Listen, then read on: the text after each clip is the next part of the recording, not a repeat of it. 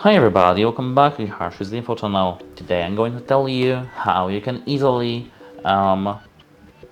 set up your time in your Samsung Smart Monitor manually.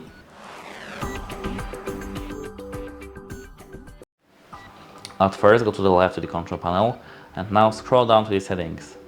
Go to all settings now and here scroll down to general privacy. Here scroll all the way down to the time.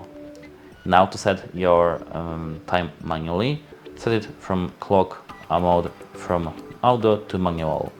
Here you can set time right now, date, and here we can't really set the time offset because this function is not available for us, but we can change the time, for example 2 hours back, and date 2 days here, and 1 month to the up.